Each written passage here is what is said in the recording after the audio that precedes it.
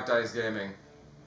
And today we're going to be continuing our series on the affiliation breakdowns. So, going through the rosters, the cards, different lists, list building, what players should keep in mind, we're should be going over all sorts of information that any, new player or even a more experienced player, maybe you're trying to play against Wakanda. You got a good Wakandan player in your meta. You need some tips and tricks on how to fight them. Well, look no further. So, my general thoughts on Wakanda is, Wakanda is another one of these really strong generalist factions where, kind of like Asgard or Guardians of the Galaxy, they just do a lot of stuff. They cover, all of the bases, most of the bases that you would want covered. I think Wakanda, less so than some of these other teams. They're just slightly less, as generalist, but, just very slightly.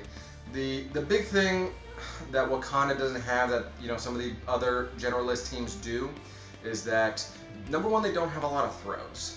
So besides Black Panther's own personal throw, the pounce where he throws himself onto someone, they don't have any paid for throws.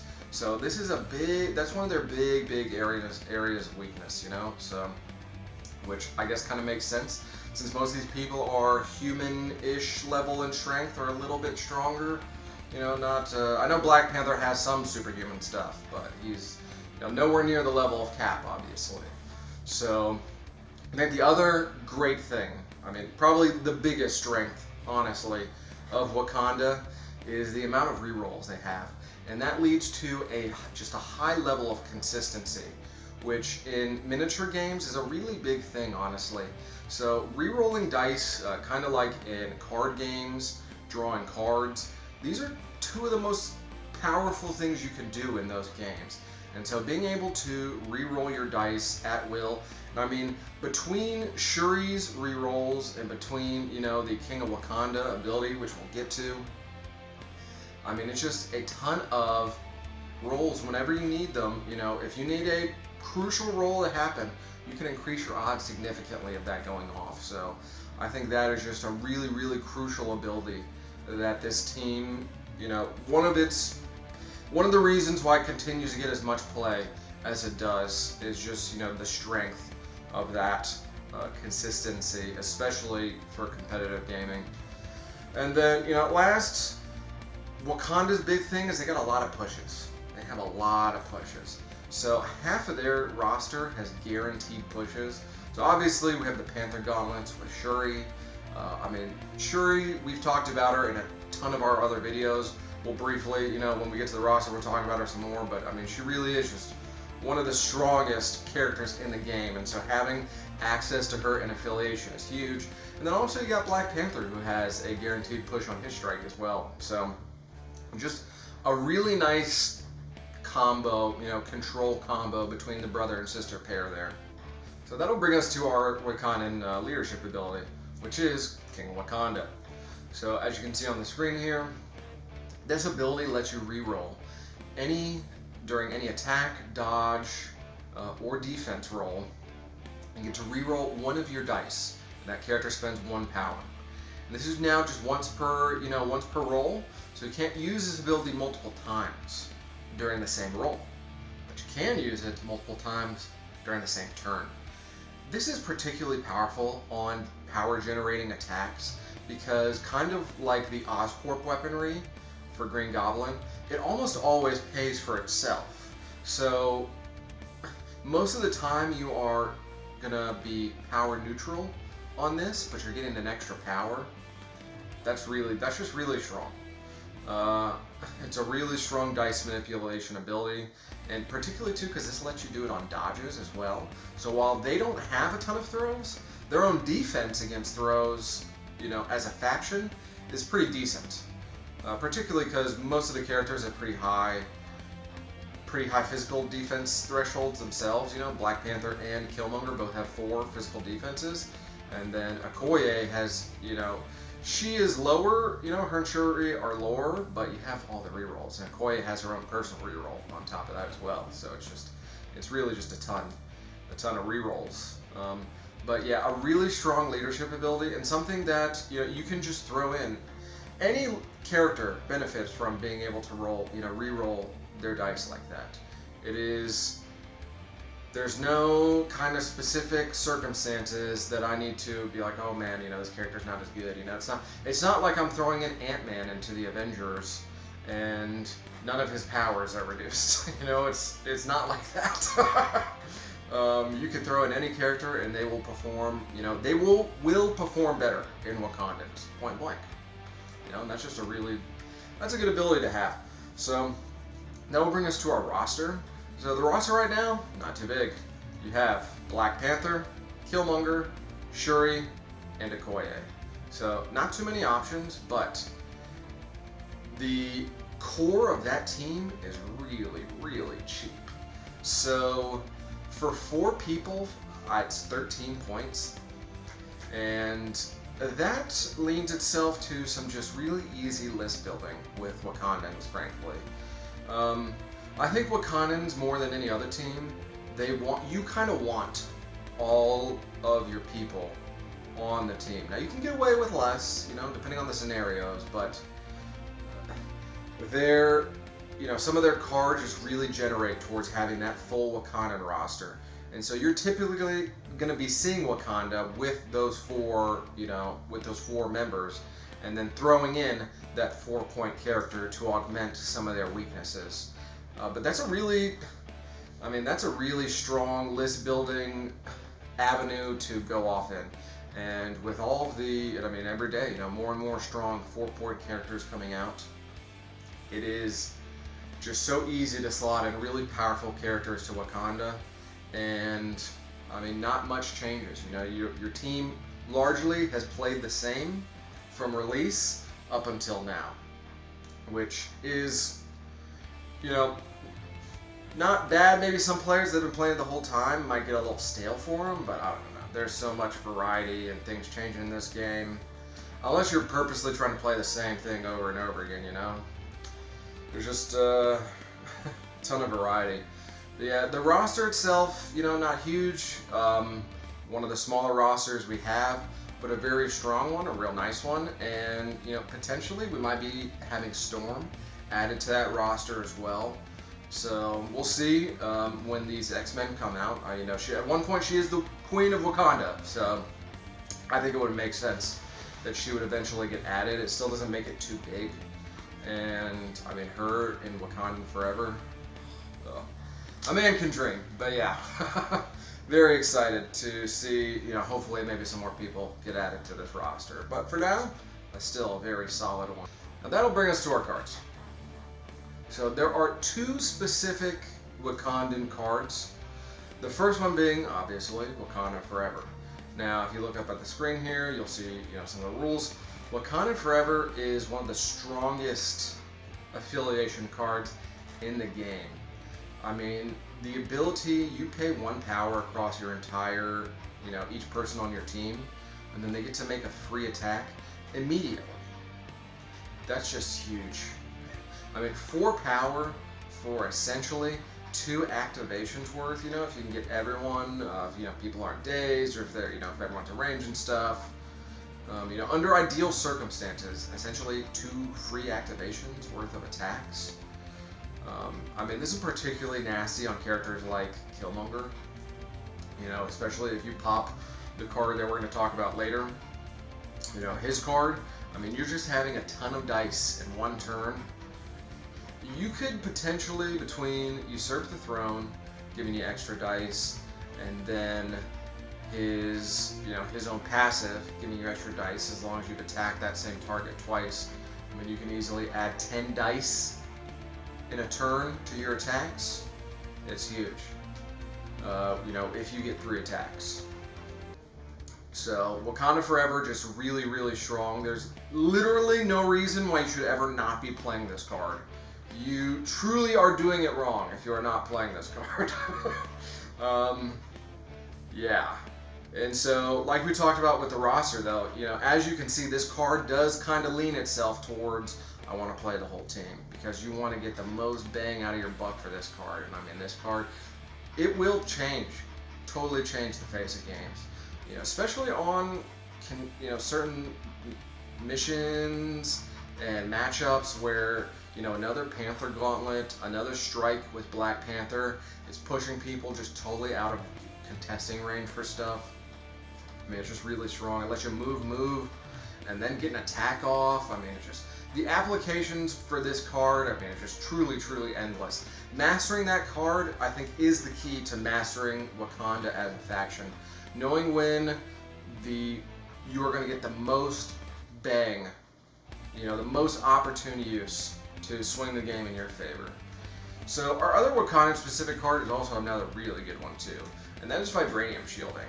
And so this can only be played on either Shuri or Black Panther, and they pay up to 5 energy. And for each energy they pay, the area of this card's effect, so between your range 1 to range 5, the more power you spend, the bigger that bubble gets.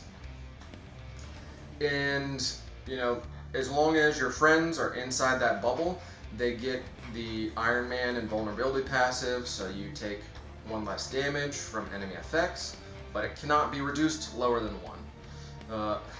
Vibranium Shielding, I think this card has gotten a little less play lately, but still a really strong one, particularly on Black Panther himself. You don't even need to use it as like this huge buff. All you have to do is pay 1 power, because it still benefits the character themselves. And then you pay 1 power and Black Panther gets Iron Man's invulnerability passive for a turn. That's just nasty, especially on the healthy side, when you are still counting your blanks for physical and energy attacks as successes. I mean, Black Panther's already a naturally pretty tanky character unless you're sending psychic attacks his way. It is, yeah, with that invulnerability passive, then at that point it's like, I don't even really, I still obviously, I care about a MODOK, MODOK still scares me, but outside of, very few psychic attackers, at that point it becomes really hard to spike down Black Panther in 1 turn. So I think this card, not getting a ton of love anymore, but honestly, still really strong, and I think a really strong, tech piece into, some of Wakanda's worst matchups for him. So the last Wakandan adjacent card that we have, so this is not technically a Wakandan card, but it is Killmonger's card, and Killmonger should always be played in your Wakandas. And Usurp the Throne is, I think it is the most popular character card. So if you look at some of the data from the online league, shout out to Xavier Protocols, they do a ton of great data and analysis on Marvel Crisis Protocol. Really good info for competitive players. But if you look at the data that they released for the leagues, the latest online league data, I mean, Killmonger is taken with Usurp the Throne 70% of the time, I think. Almost always people are taking this card with Killmonger for a very good reason. And it is one of the few ways in the game that you can score VPs during a turn. And maybe not all players know this, but once you get to 16 points, it doesn't matter, it doesn't count at the end of the turn. As soon as you hit the 16, the game ends, and whoever gets 16 wins.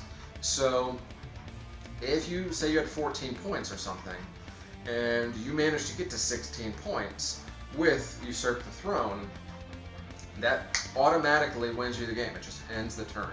So now obviously that's going to be a little more corner case. You probably will have set up your Usurp the Throne earlier in the game, but it just goes to demonstrate how powerful the ability to score 2 VPs in the middle of a turn truly is. Now, the only downside for Usurp the Throne is it has to be against the tankiest character. So you do need to do, or the highest threat character rather. So typically that's the tankiest. But it does have to be the highest threat character. So it is sometimes against certain teams, certain matchups, it's going to be a lot more rough for you to pull off. Against Thanos, Black Order and stuff, Killmonger, Usurp the Throne. Generally, I think Wakanda, I've usually not had too hard of a time, personally, dealing with Wakanda on, with Black Order, as long as you're playing 4 bodies and you're not bringing a bunch of gems. Because then you can kind of go tit for tat with them, and you're tankier than them, and you just hit really hard.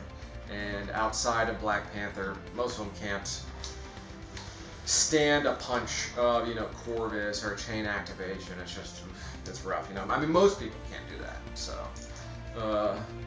But yeah, usurp the throne, outside of very few matchups with particularly tanky characters. So, maybe defenders, Black Order, stuff like that. These really, really tanky affiliations.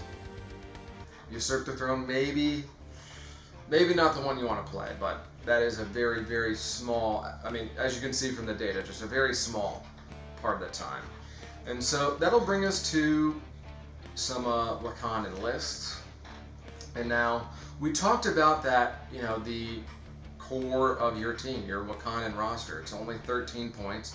You just slot in a 4-point character, easy peasy, bam. That is generally how most Wakandan, lists that you'll find online. Roster construction typically goes. It's just really easy to slot in that 4-point character. But that is, I think there are some better strategies, and this has been a really popular Wakandan list. It is called Wakanda Wave. Now, I'm not sure, I think this was during the first online league. One of the players nicknamed this moniker for the team, but you're playing your 4-man Wakandan lineup on Gamma Waves, and you can do it at 15 points, but you're typically trying to go to 17 so you can get that 5th body, because then you can outbody a lot of these higher threat affiliations on the objectives. And then in addition, the amount of pushes that team has on Gamma Wave is really nasty. So not only do you push people off of these objectives, so not only you're helping you score the objective, but you get the added bonus on Gamma Waves of getting them some chip damage too. So Gamma Waves and Wakandan Herbs are 2 of these missions that, as a Crisis Protocol player, you are doing yourself a disservice, and you're putting yourself in a bad situation, I think, especially tournament-wise, if your roster does not have a plan for those 2 missions. They're 2 of the most pivotal, missions for the secures and the extracts, respectively. And it's just, Gamma Waves, it's a huge check on teams. It's a huge check. And Wakanda plays that mission better than any of them. I mean, outside of maybe some of these really, really strong fighting teams, but control-wise, I think Wakanda is one of the best. And they're still a decent fighting team too, right? Killmonger camping on that middle objective, I mean, it's rough. And so then you throw in some 4-point characters, like Vision perhaps, or some other character with a throw, so you can now throw people off of these objectives too. It's just, man, it's so much. It's just a lot of control to have on Gamma Wave, and it's really tough for opponents to chew through. I mean, essentially, whatever character that Shuri puts her sights on, I mean, you're going to spend half of their turns, or maybe their entire turn. She's not really doing much, Shuri just can ice out people in Gamma Waves really, really easily, and it's rough to get back in, especially on some slower characters. Venom does not want to see a Shuri across the table, I can assure you. For all the Venoms that have been popping up lately, maybe have a Shuri on your team and then see how much that Venom doesn't like what's going on. Yeah, it's a really strong mission for them, and so that I wanted to bring up that list because it is it's been a really popular one, and so I think the biggest thing, honestly, is not there's really only so much you can do with the list building for Wakanda. Because of Wakanda Forever, you generally want to play most of your Wakandan characters. I think Killmonger, Shuri, and Black Panther are your necessities. As you know, Okoye a little less so, but those three, don't leave home without them. And so that's, you know, that gives you 11 points, gives you some room to play around with. If you're going to 15, you know, we talked about a 17 already. Higher points, you throw in a 5-pointer or something like that. So you got a lot of options. But I think the biggest thing really for Wakanda is, what am I pairing Wakanda with? And, you know, who are some of these other 4-point characters that I can slot in to my Wakanda team to kind of shore up some of my weaknesses. And so I think the first one, and probably the most popular one, has been Vision. You know, he's one of my favorites. He does a ton for the team. So the biggest thing obviously is he has a throw. He also has a nice, decent range attack, so he brings a little bit more ranged element to the team. He has a good psychic defense, which is something generally, you know, a lot of the team doesn't have. He's also somewhat tanky himself, but, you know, in addition to that, he's a great battery. So he's a great advanced R&D battery for you to, you know, you can camp him on a back objective near Shuri or something, have him synthesize, and then just pass out all that power to the rest of your team. I mean, that's a really strong play, and the Wakandans really benefit from all that extra power. You know, that power alone pays for your King Wakanda ability, you know, potentially later in the turn. So Vision, for a variety of reasons, is probably the most popular slotted in Wakandan here.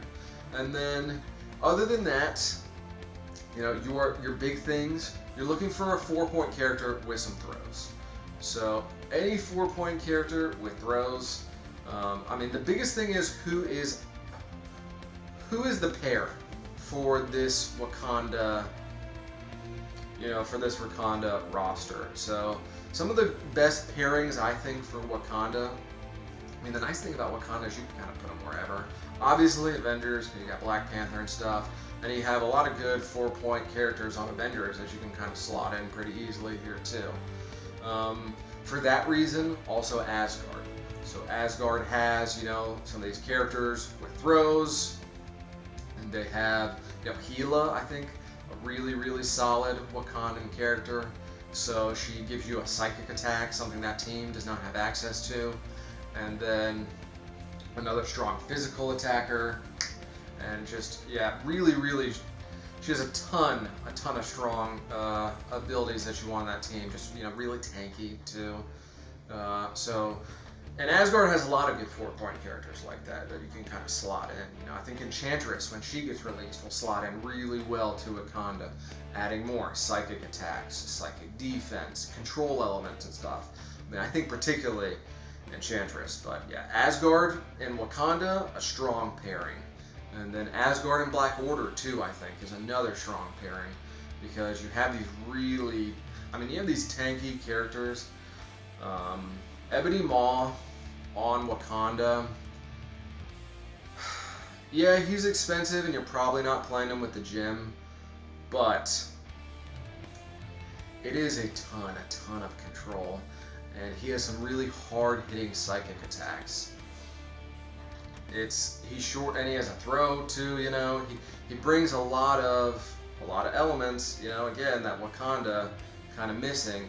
Those biggest things for me that I'm looking for when I am adding, you know, a character to my Wakandan list, I'm looking for throws, complementing control elements never hurts, and then psychic attacks. So shoring up, you know, making sure that you can attack every one of your enemy's weaknesses potentially.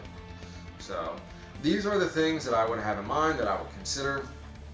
But just to round this discussion off, Wakanda, still a very strong affiliation.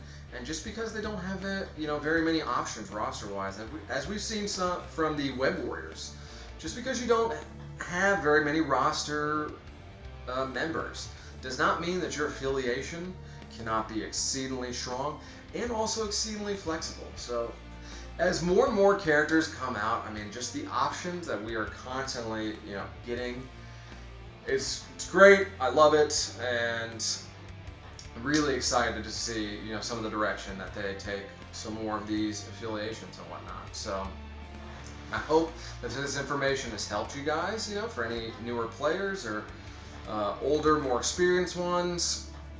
Other than that, like, share, and subscribe. Make sure to turn on the notifications so you know when we got new videos up. And you can check our Instagram and see when we have new videos, you know, some new paintings, stuff like that, what we're working on, some sneak peeks. Check out our Patreon, see if maybe we can provide you with some other services. Maybe you're just feeling generous, you want to help support the channel, help support what we do here. But other than that, you guys, stay safe out there. This has been Tony of Black Dice Gaming. Happy trails.